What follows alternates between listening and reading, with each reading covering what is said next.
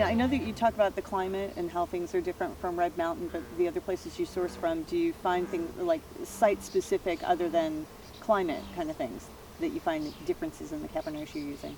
I mean, like yeah. Soil-wise or that, and I don't know how old some of the vines are that you're pulling from. Yeah, too. I mean, the soil thing, I'm still starting to wrap my brain around. Okay. I know my site at Red Willow is above the Missoula floodplains. Right. Everything in Red Mountain is within those floodplains. I want to say the floods, they came up to 1,200 or 1,300 feet. 1,200 feet. Was it 1,200 feet? Oh, in a row. I remember David O'Reilly mentioned that to us over there because he has a block that sits above the floodplain over there. Yeah. So, yeah. And it's one of those things, I'm sure it's a gradient. At 1,200 feet, it's not like you have 2 feet of topsoil deposited by these floods. I'm sure it gets deeper as you go down.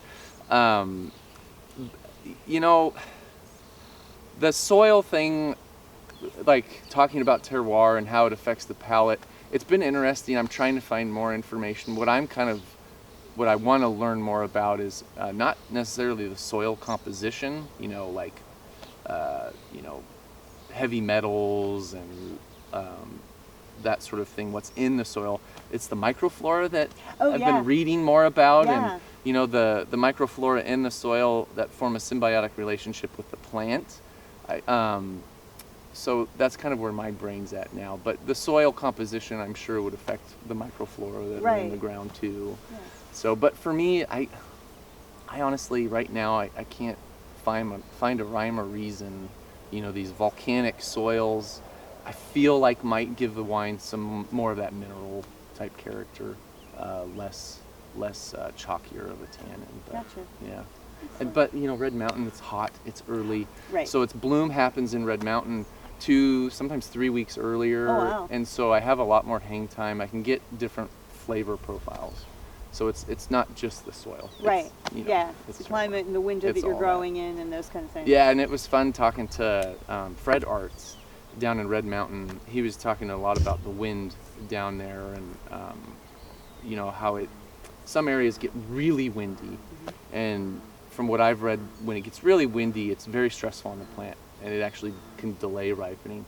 But a nice sustained wind, they found it affects the plant, and the plant will actually accumulate more tannin, and it gets thicker skins. Thicker skins, yeah. And so he attributed a lot of the wind also to Red Mountain's terroir. Oh, yeah. That makes sense. Yeah. That makes sense because you get that extra. If it's stressing out and the skins are getting thicker, then you get all those tannins, and that does give you so much more structure. Yep. So. Yep. Excellent. Yeah. Well, tell us about the other projects that you're working on then, because we're sitting here at Gilbert. So tell me a little bit about what you do here at Gilbert. Oh gosh, everything.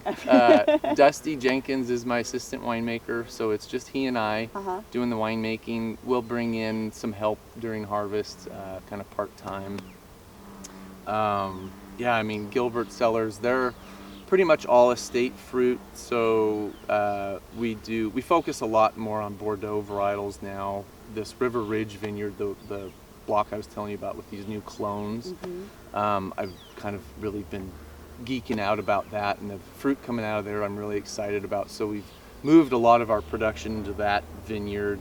But I mean, they do a great Malbec. Rosé has always been a very popular wine. We do a little bit of everything. We're doing a Rhone white blend. Oh. We do a Rhone blend called the Alabroge, which is Syrah, Grenache, and Neufeld. But, yeah. And the Rhone white, Roussanne, Marsanne? No, it's actually Grenache Blanc and Viognier. Oh, I originally thought I was going to do a Grenache Blanc. I was hearing buzz about it, and I was interested in it. There's not a lot of it around, and so I was like, hey, let's do a Grenache Blanc tasting. And to be perfectly honest, I was very underwhelmed by Grenache Blanc in general. It's fine. It was just kind of a generic white wine. So I thought, well, let's blend some Viognier in there, because Viognier in Washington can be Really cool, very, very aromatic. Uh-huh. And so it's about 60-40 Grenache Blanc Viognier right now. It's a fun wine. Excellent. Yeah. Cool. Yeah. It's called Vin du Valais. Yeah.